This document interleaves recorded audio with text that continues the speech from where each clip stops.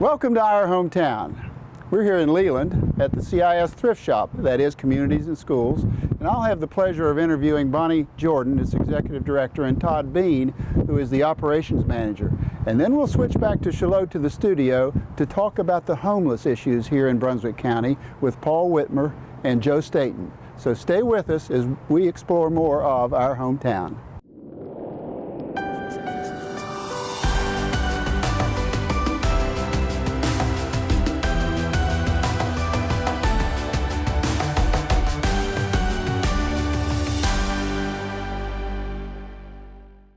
One of my favorite nonprofits in all the world is Communities and Schools, better known as CIS, and we're here at the Thrift Shop in Leland, and I'm having the pleasure of speaking with Bonnie Jordan. You're the Executive Director of CIS. Yes. Did I get that right? Yes, you did. All right. I'll say it again. I'm a huge fan of CIS. All that you guys do are just, it's terrific here in the county. But let's let our viewers know what the mission is and what the purpose is of Communities and Schools. Sure. Well, our formal mission is to surround students with a community of support, empowering them to stay in school and achieve in life. What we do is we focus on dropout prevention programs primarily. So we want to work with those kids who have risk factors that would lead them to potentially drop out of school.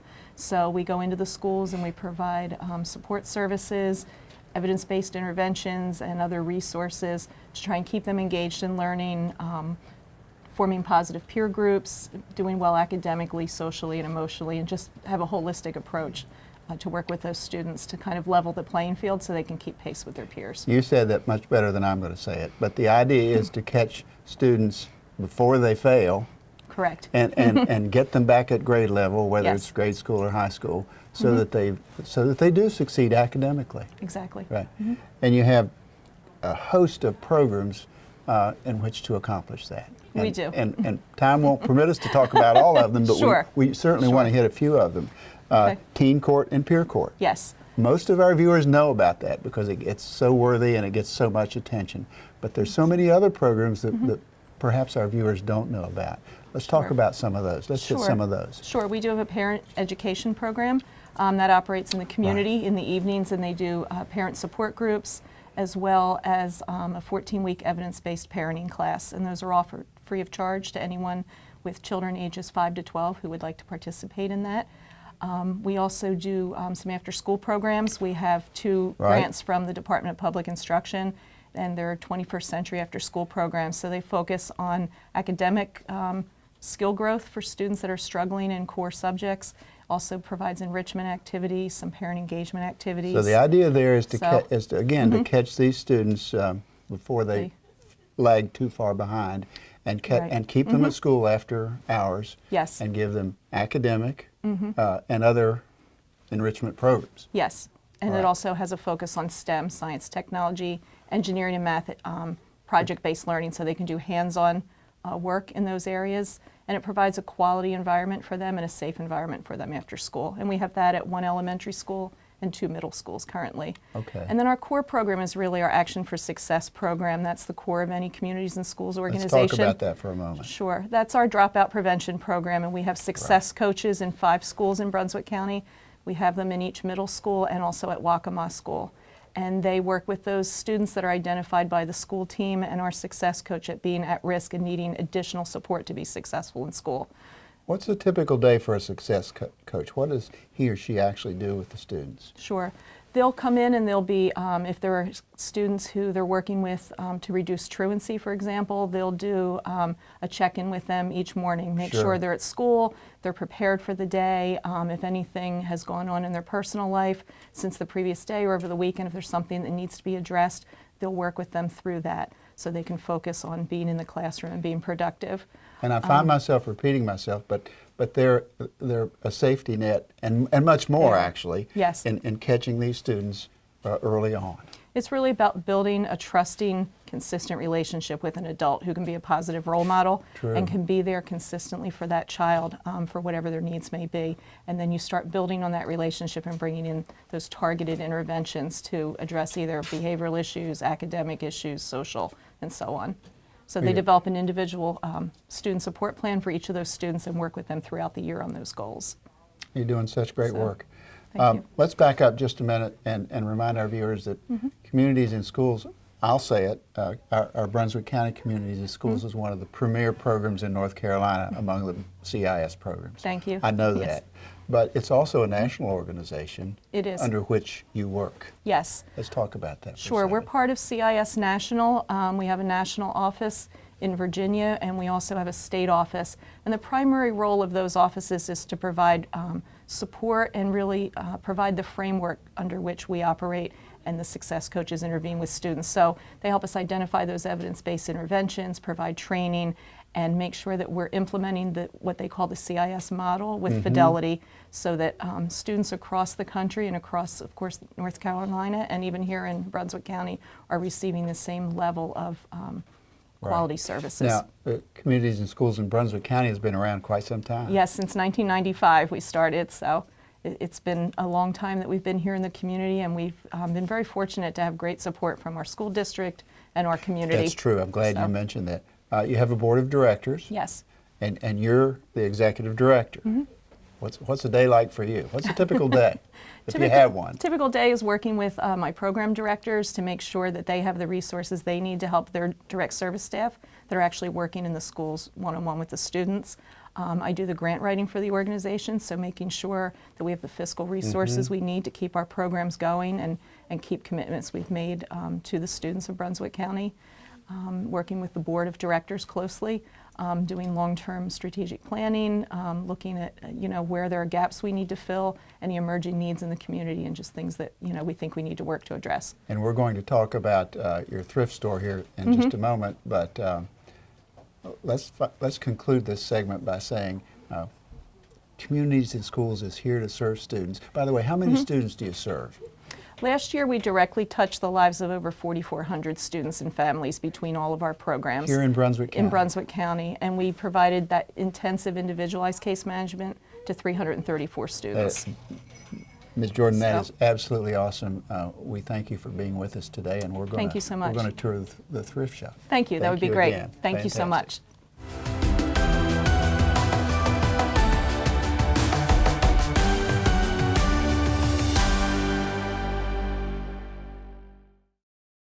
We are still here at the thrift shop in Leland, and I'm with Todd Bean. Hey. Did I get it right, Todd? You sure did. Operations Manager That's right. of CIS. CIS thrift shops. Thanks for joining us. Tell us a little bit about the shop. Okay. What you're in is a thrift shop, one of 4 of our Brunswick County CIS thrift shops. Right.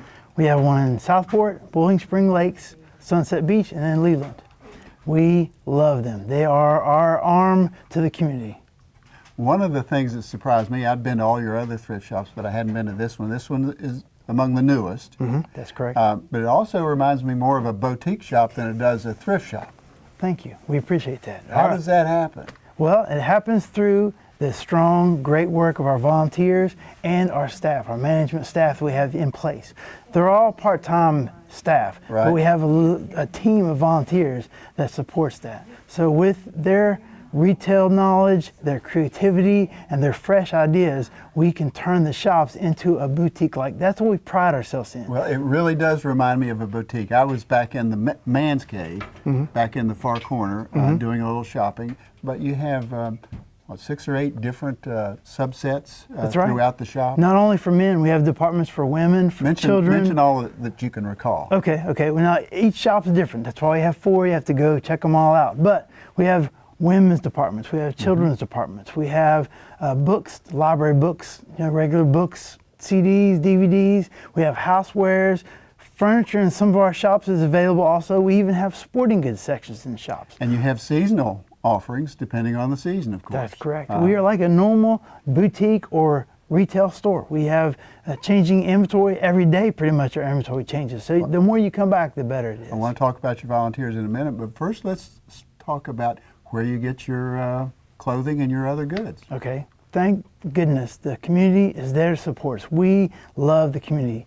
We outreach to them and they respond giving clothing, giving books, giving used furniture. They can donate all the anything. hundreds or several thousands of items that are in this store. Exactly. Are from- And as well supplies to 4 other shops too. I mean, people have yard sales. Well, the leftover things, they call CIS. Sure. They get a tax receipt for that. They get a donation to us, and they're doing good because all the money we raise goes back into helping kids in Brunswick A County. win, win, win. Exactly. At least a triple win, maybe more so. Could be, yeah, triple Yeah. win, that's it. Let's tell our viewers of the other 4 stores, the other 3 stores. Okay, so okay, they'll that's know fine. The locations, please. Sure. There's one in Southport, and that's on Howe Street. There's one in Bowling Spring Lakes, that's on George's 2nd Highway. There's one in Sunset Beach, which is down the southern end of the county, and that's off of Chandler's Lane. And there's one in Leland, and this is on Village Drive. And of course, I've been to all the others. This is my first time here in Leland. All right. So now you've been to all 4. Yeah, that's right. Great. Let's talk about volunteers. Okay. Volunteers who volunteer their time here in the stores. First off, they give their time, but they also have a lot of expertise, do they not? That's exactly right. Talk about that for a second. We couldn't do what we do without our volunteers. They keep us going. Our staff is all part-time. So our volunteers actually come in shifts themselves, and they are dedicated. They belong to each shop, and it's kind of their shop. They really feel ownership about it because they can set up displays. Some of them have retail experience. Some of them have, shop layout experience, display experience, and they use that every day to put up seasonal items, things that change. They'll maybe do a little boutique area in the houseware section, something new comes in. They get to use their creativity to inspire people. Yeah, it's amazing what they do. It really is. You have revenues, but let's talk about what you do with those revenues. Okay, well, we serve the Brunswick County school system. Right. We in all 4 middle schools and Waccamaw School in Brunswick County. So when you come to the thrift shop, every dollar that you spend in the thrift shop, 86 cents of that dollar goes back into programming in the schools. That's fantastic. And of course, we talked with Bonnie about that in some detail just a few moments ago. What about students whose needs are so great in terms of clothing for winter or something like that? Sure. Can you help them? Yes, we come across a lot of students that don't have the right clothes, or maybe they only have a few outfits to wear to school. So we try to help them, give them better awareness, and give them a better presence in school, make them feel more comfortable. Self-image is part of that. Raise their self-image. Of course. And we actually let them come in, get an outfit or 2 from our thrift shop, because the community gave it to us. We want to help our students out, and we give it to them. Todd, you're so passionate about your work. I really appreciate that. Thank you. And it's you. obvious that you really enjoyed doing what you're doing. It's a great job to Todd get up Bean, every day. And come Thank you here. so much. Thank you, so Jim. much. Appreciate it. Thank you.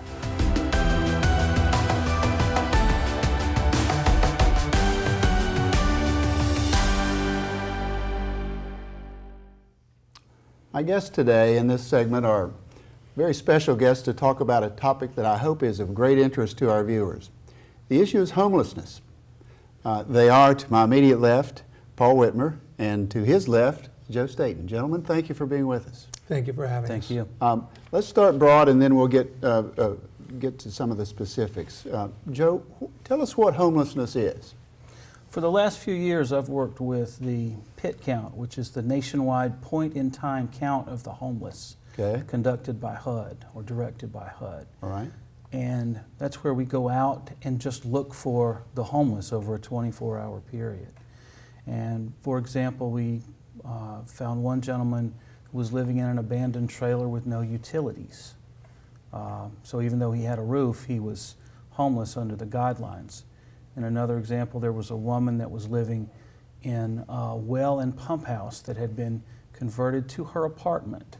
And once again, no facilities, no utilities, so she was homeless. But in the simplest of terms, homelessness is to be without an abode or a home. Without a permanent, steady, and stable abode. That's the term I was looking for.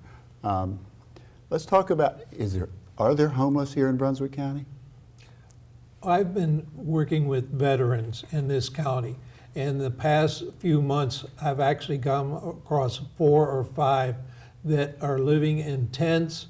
They want to be homeless, or they really want to come alongside and get a career, but they don't have any place to live or they can't afford one.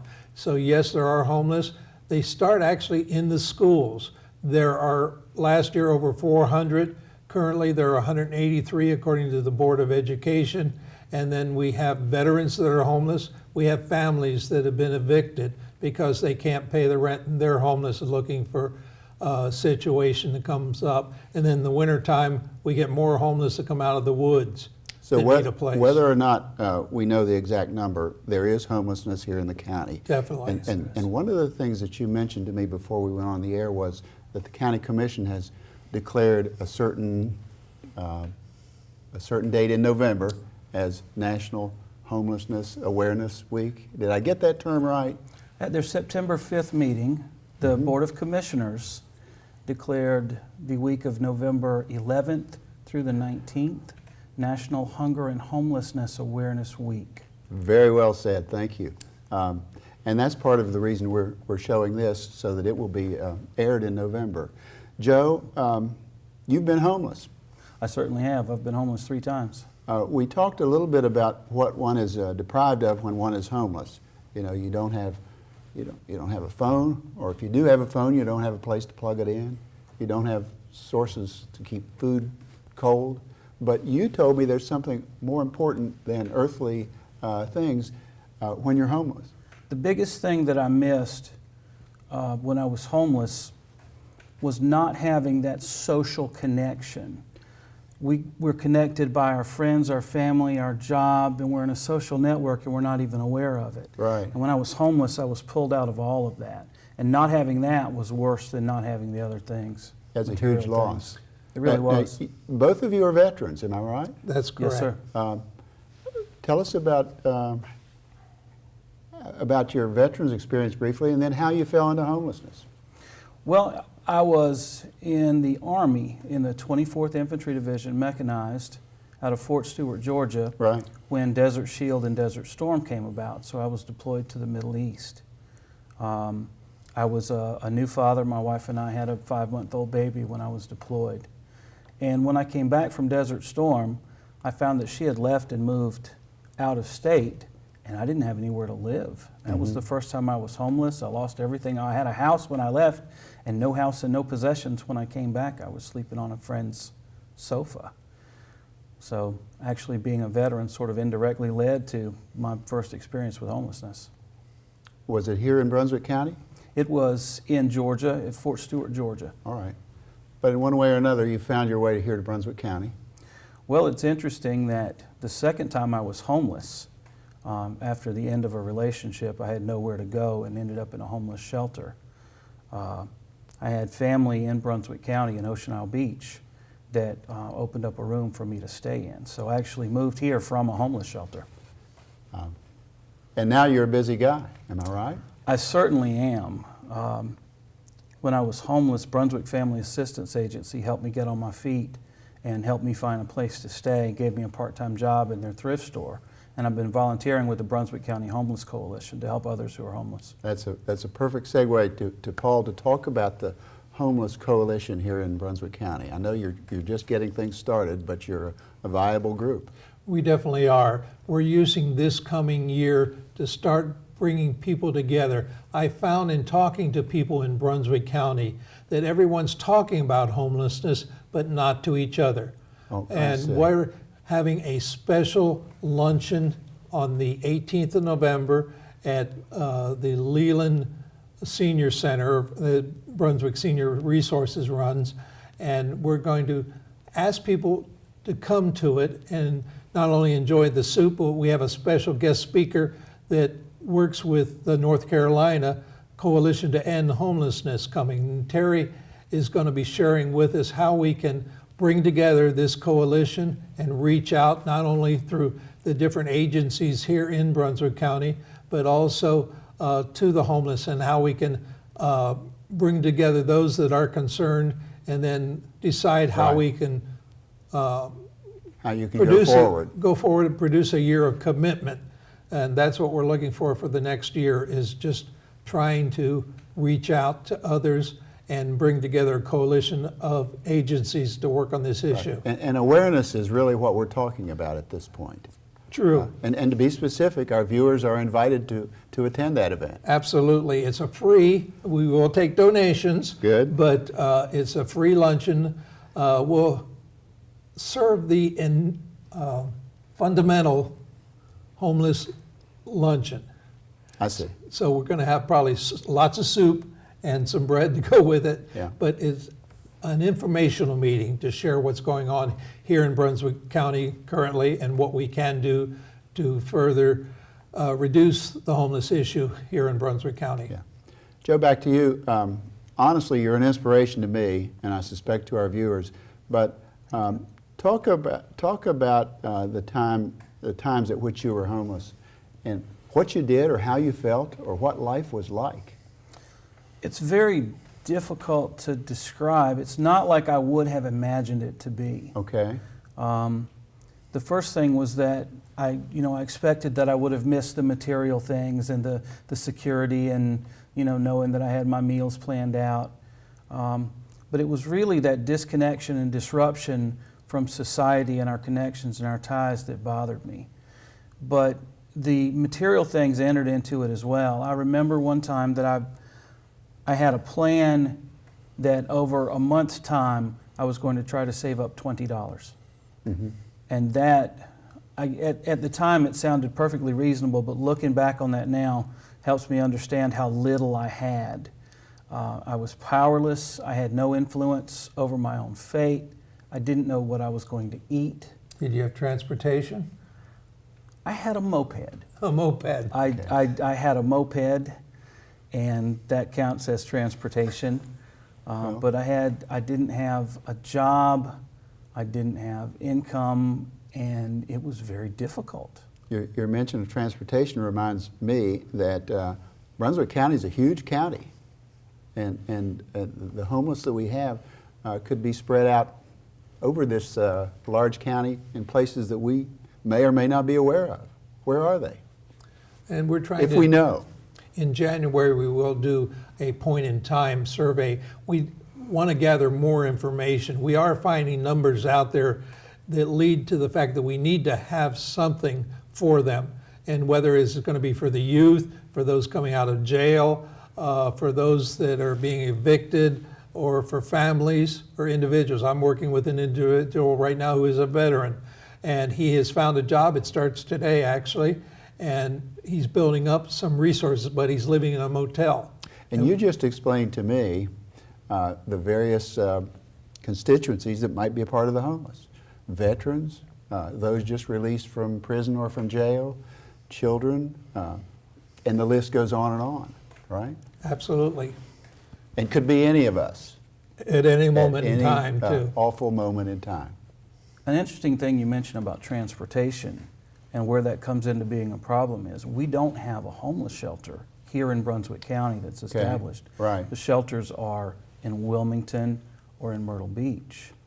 And someone who even has those connections, has a job here, has a family here, has something tying them here, if they're evicted from their home or homeless for some reason, and they have to go out of county for shelter, and they don't have transportation, that completely disrupts their lives. Even if they're sheltered, their lives are completely disrupted. Mm-hmm.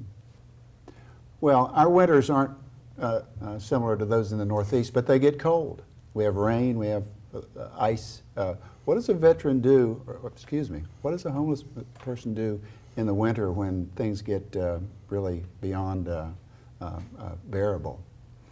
The first line of defense really is Street Reach. All right. That's an organization. Tell us about Street Reach. They really ramp up their help. They help to feed the homeless, and they help them to find somewhere warm to stay. Can they find the homeless, or does the homeless find them? The homeless community in general seems to know to find Street Reach. Okay, I see.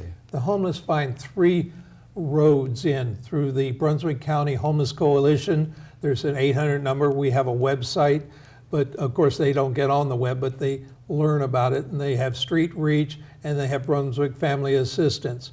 These are 3 that coordinate, and sometimes they'll call and ask for the American Legion or the VFW or the DAV to help them fund putting this homeless person into a warm bed at night. And we come together as a group to address those issues in the wintertime especially. Now, talking with Street Reach, they have said they helped over 500 through last year in the wintertime find In Brunswick County? in Brunswick County. Okay. And she's got documentation, all that also. We talked about the different individuals that might be homeless. Are women a large component of the homeless? Certainly anyone can be homeless. I've worked with a woman in my capacity at the Homeless Coalition this year who had a job at a fast food restaurant and, you know, gainfully employed, working full time. She still did not have enough money to get into any kind of house or apartment. And I you know, through the Homeless Coalition, we helped her find food and the resources that she needs. Right. Paul, paint us a picture of the future, what you hope and envision 1, 2, 3, 4 years down the road here in Brunswick County. We need to come together, start talking. Right. We need to find the funding. Of course, that's always an important key. And we just need to start being more concerned. And we have this opportunity on November the 18th at this luncheon in Leland. And I invite any of the people that hear this that want to get involved to give us a call, or call you, and you can call me. But we are interested in establishing either a place in one end of the county or a couple places of different aspects of what's going on here. Right. And awareness is the key, and I thank you both for being here, and I hope our audience is keenly aware of the need for homelessness. Paul and Joe, thank you both for being with us. We appreciate it. Thank you very much. Thanks Thank so you much. for your time.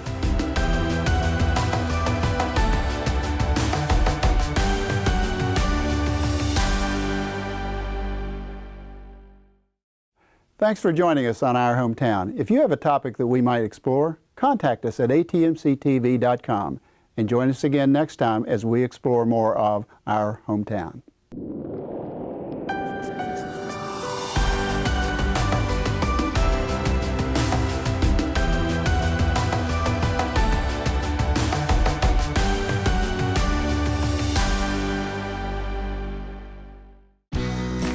Stay connected with your community channel. Like ATMC TV on Facebook today.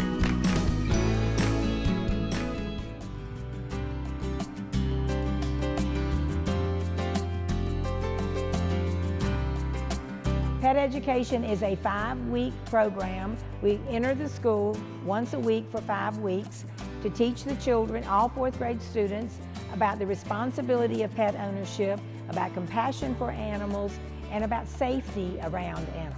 Let's hear everybody. I can be an advocate for animals. The community grant received from ATMC is critical to development and running of the pet education program in Brunswick County 4th grade classrooms. Without funds from the ATMC grant, this program could not go to new schools. We could not continue the program in existing schools. Children get something from this program that they're not getting right now. They get a social development. We teach things aside from the animal. It's not all about the animal, but we teach it around the love and companionship and respect of animals. ATMC's involvement means they're putting money back into their community and make it a better place for us all to live.